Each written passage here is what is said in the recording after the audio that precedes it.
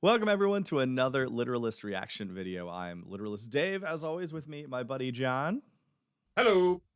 Nice to have you, John. He can't show his face for legal reasons, but I grew up a audiophile who was very not allowed to listen to music. So John's been introducing me to music, and now that we don't live near each other, we kept it going digitally. So what digital thing do you introduce me to this week, John? Well, Dave, we've had some fun with the blues. The very first reaction we did was to Led Zeppelin singing a very bluesy tune. What was it? I do like the blues. We've got some ZZ Top out there, the Blue Jean Blues. And I the think one the thing, best thing about them is their beards, but go on. absolutely, and you're a beard guy, I get it. But I figured let's go back and let's do some more blues. And this is again, like I mentioned about some of the songs, these are songs that are just like second nature to me. I've been hearing them my entire life. This particular one is a jam and a half. And in my researching it for you, I discovered things about it I didn't know. For example, this song was first written and recorded in 1928 Wow. by Blind Willie Mctell. Was You he can't actually make blind? this stuff up. Is that like a stage name, or you think That's he's legit blind? Blind Willie Mctell. That's all it said. Blind Willie Mctell. He was a Georgia guy, and he refers to the town of Statesboro, Georgia. This is called the Statesboro Blues. Now, his version was then copied by Taj Mahal, the great blues artist. Taj Mahal, you've never heard of Nope. course. He recorded a very popular blues rock adaptation of the song, and he included some slide guitar. Well, the Allman Brothers said, well, hot dang, if Taj Mahal can throw some slide guitar in there, we can do it too. And they turned this song into a rock anthem that is considered one of the 100 greatest guitar songs of all time by various sources. Wow. All right. So you're. And I have one more question before we go on. I noticed you did give yourself a label over your head there, but yours is bigger than mine. It's called nature, John. It's just genetics. Why don't we listen to the song? Play the song.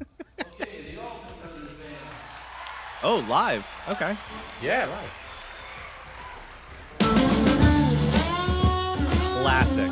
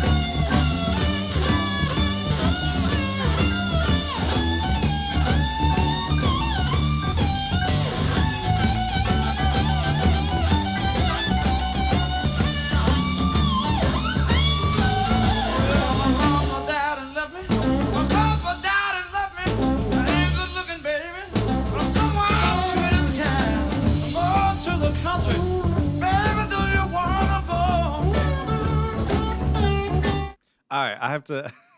This is at least the second or third time that you didn't warn me I needed a glass of bourbon to listen to a song. You You can just assume it with the blues. You can just assume it. Well, the thing is, like, we sit down to record these. I don't know in advance what you're going to hand me. So, I didn't know. Well, I'm This, drinking the whiskey for you, buddy. I gotta say, this, oof, I do love the blues. I've heard, and I think there is a part of it that is fair. The major criticism of the blues in general is that most of the songs sound semi the same. And I think it's because the blues has just that like very simple bass chord, very simple riff that you play around. It's almost like a style of jazz to me because a lot of the blues seems to be a real riff heavy. The musically, you're just playing around this melody and just seeing where it leads you. I just don't care because it's too much fun to listen to.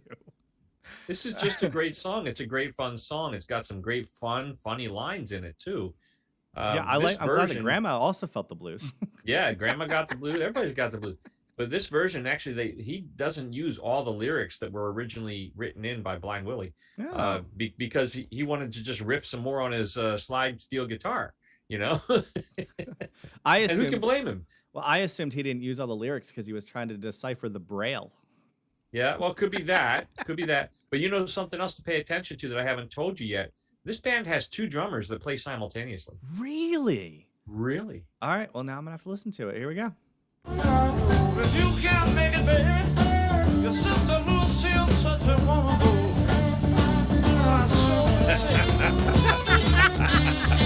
That was a switch.